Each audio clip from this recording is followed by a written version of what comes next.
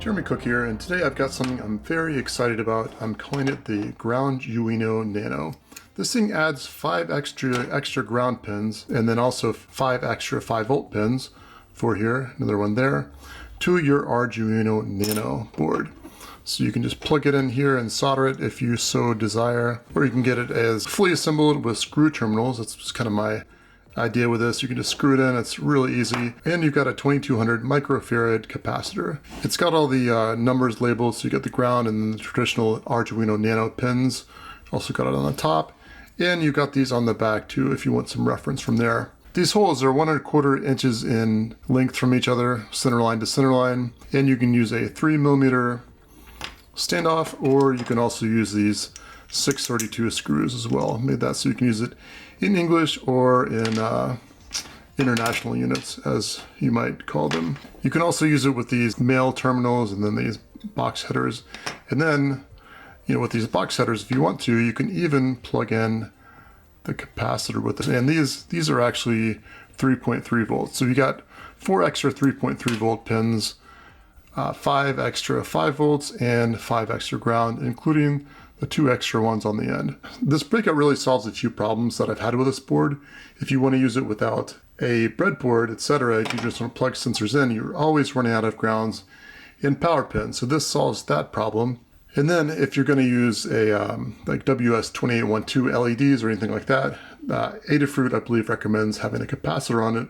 So this makes it really easy to put that on there. You just put the capacitor on it and it studies out the power input. Pretty much I built the expansion board that I would want.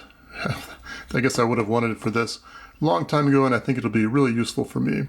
I'm going to be selling it on Tindy, perhaps other places, so if you want to buy one, I'll put a link to the description. The rest of this video, though, I'm going to go over some of it being soldered up, and then go over, just show off some of the uses for it. So, hope you enjoy it. If you don't enjoy it, I certainly will. I'm sure it'll be seen a lot in my upcoming videos.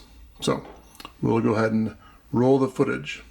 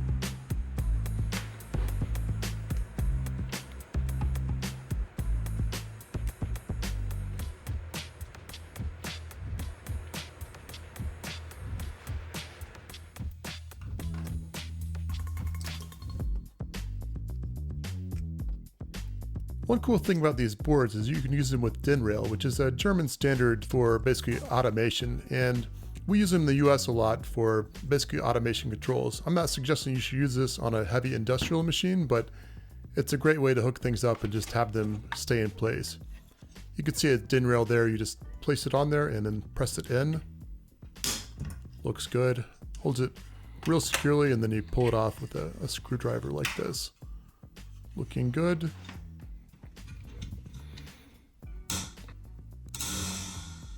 Look at that, it's never coming loose. I mean, it might, but it'd be pretty hard. Now that you've seen that, let's show off the screw terminals. You can place a wire in there. Just screw it down, really cool. You open it up with a screwdriver, place it in. Of course, what you've got there is a solid connector, but you can use it with loose wires as well, loose stranded wires as well. I'll show that in just a second. There's some wires lighting up with the 5-volt and ground. And there's loose wires in the screw connector. Screw it together. Look at that, nice and tight. And those extra ground and power pins are coming in nicely, coming in handy. And if you're wondering about programmable RGB LEDs, well, stay tuned.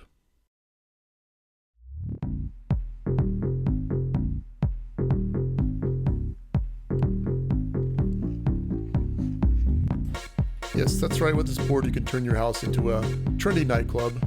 I mean, I say that as a joke, but I guess you could use this as in a nightclub if you wanted to. Certainly looks like a lot of fun. Capacitor keeping everything nice and steady. And these are WS2811 LEDs, I believe. Looking nice. Those are some more modern 28112s, if I remember correctly. So yeah, you could just be hypnotized by that, and you know, it'll just take you straight to Tindy, and you'll just be forced to click on that buy button to buy lots and lots of these. Oh, you know, I may have neglected the capacitor there, so don't want people to catch me and send me into the electronics, please. But you know, look at this. You can use it on motors, servo motors, of course. That's good. Oh, even plug with USB. I don't recommend that, but it can be done apparently. And look at this little gear motor. What is that? Is that an EZ Fan board by me? I think it is. So you can see that on Tindy too if you want to check it out. Yeah, what is that? I just told you. Look at that. Looks beautiful. So yeah, extra power pins, extra ground pins, and a capacitor capability. Pretty awesome if you want something like that.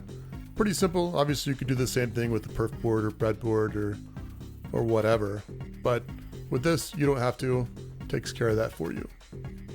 Thanks so much for watching. This is Jeremy Cook. I make all kinds of crazy stuff like this and a lot of things that are a lot different. So if you want to check that out, check out my channel, subscribe, leave a comment, etc., etc. Thanks for watching. This is Jeremy Cook signing off.